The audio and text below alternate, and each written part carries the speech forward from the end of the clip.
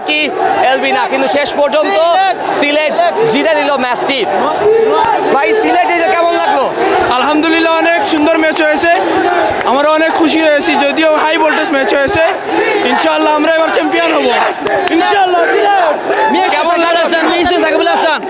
সুন্দর হয়েছে, আমরা তো পেশার মধ্যে ইসলাম খুব বেশি টেনশনে পড়ে গিয়েছিলেন নাকি? যে যখন টেনশন আসতাম, আলহামদুলিল্লাহ ওই না টেনশনে পড়ে গিয়েছিলেন নাকি? জি, আমরা শেষের দিকে টেনশনে পড়ে গেছি, যখন আপনার বুরুজ ব্যাটিং করছে তখন আমরা আবার ফিরে আসছি, কামব্যাক করেছি, আমরা বিগ ব্যাশের মতো কামব্যাক করেছি। ইনশাআল্লাহ ওই জীব এবার, কিন্তু ওই জীব ওকে।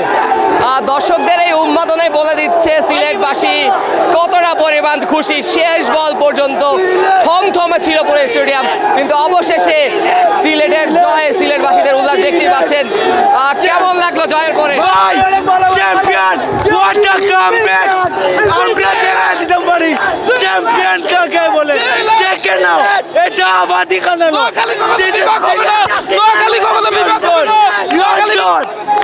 আমাদের টিম চ্যাম্পিয়ন এবার হবে নিয়ে, দেখে নিয়ে।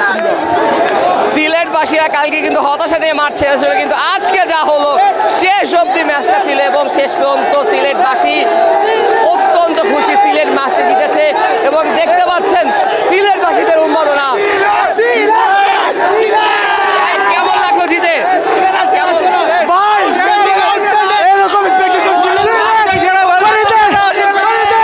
একসাথে যখন 3 উইকেট পড়ে গেল, টেনশন কতটা ছিল?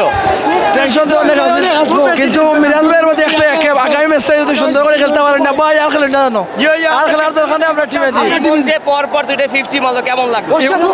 ইমন ভাই কোনো কথাই না, ইমন ভাই আমরা সিলেটের প্রাণ, বর্তমানে সিলেটের ইমন ভাই টিকেটও টেকা উইশল ভাই, খুব ভালো লাগছে ইমন ভাই খেলা দেখিয়া। শেষ বলে যদি আউট হয়ে যেত তখন কি করতেন? খুব খারাপ লাগতো ভাই, তবে বিশ্বাস আছিল জিতবো সিলেট। সিলেট একটা ব্র্যান্ড ভাই, সিলেট একটা ব্র্যান্ড। প্রথম ম্যাচ হারার পর যে হতাশা ছিল সেটা কি আজকে পূরণ হলো? খুব খুশি, ভেরি হ্যাপি, ভেরি হ্যাপি। সিলেটের আশা ছিল ভাই আজকে আমরা জিতবো, লাস্ট ওভার পর্যন্ত খেলাটা গেছে, তাতে ভাই আমরা অনেক অনেক আনন্দিত ভাই। টান টান উত্তেজনা কি চেয়েছিলেন বিপিএল এ? না ভাই, না না, এটা চাই নাই, কিন্তু চেয়েছিলাম 15 ওভারে ম্যাচ জিততে, কিন্তু যা করছে সিলেটও অকল্পনীয়।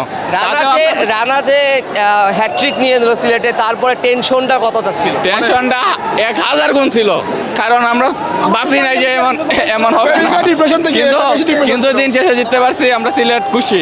We are really happy end of the match আমরা জিততে পারছি, কিন্তু প্রথম দিকে আমরা ফুল কনফিডেন্স আছে যে আমরা ম্যাচ জিতবো, কিন্তু শেষের দিকে কিন্তু আমরা নার্ভাস ফিল কাজ করছে যে আসলে ম্যাচটা আমরা হাত থেকে যার গিয়া নোয়াখালীর মতো টিমের সাথে যদি আমরা হারি, এটা আসলে লজ্জার বিষয়। আমাদের টিম খুব বেশি ব্যালেন্স আছিল, আলহামদুলিল্লাহ আমরা খুব বেশি খুশি, শেষ পর্যন্ত আমরা জিততে পারছি, আমরা সবাই হ্যাপি। ইমন যে পরপর 2টি ম্যাচে 50 করলো, কেমন লাগে? এটা আউটস্ট্যান্ডিং, মানে এটা এই মুহূর্তে বলার কোনো ভাষা আমার নাই, really good. Okay, thank you ভাই, থ্যাংক ইউ। তো শেষ প্রশ্ন আছে, সিলেট জিতেছে প্রথম ম্যাচটা হারার পর। প্রথম ম্যাচে কিন্তু টানটান উত্তেজনা হয়েছিল আশার সাথে, পরের ম্যাচও টানটান উত্তেজনা হচ্ছে। এই ধরনের খেলায় কি বাংলাদেশ ক্রিকেটের জন্য চান কিনা? জিও জয় এরকম খেলা আর কি, খেলার মধ্যে একটা আর কি বন্ডিং সৃষ্টি করে, টান উত্তেজনা হইলে দর্শকের মধ্যে একটা আগ্রহ সৃষ্টি হয় একটা খেলা দেখার জন্য। বাট আমরা চাইছিলাম যে 16-17 বার দিকে ম্যাচটা কাভার হয়ে যাইব, বাট এই খুশি আমরা। শেষে যে জাকের আলী অনেক একটা স্টাম্পিং করলো, তখন কি অবস্থা ছিল? ভাই হার্টবিটের অবস্থা একদম বেহাল ভাই, কি বলবো, একদম টায়ার্ড, বাট হয়েছে এটা আলহামদুলিল্লাহ খুশি। দর্শকদের এই প্রত্যাশায় বলা যাচ্ছে যে দর্শকরা কতটা খুশি সিলেটবাসীর জয় নিয়ে।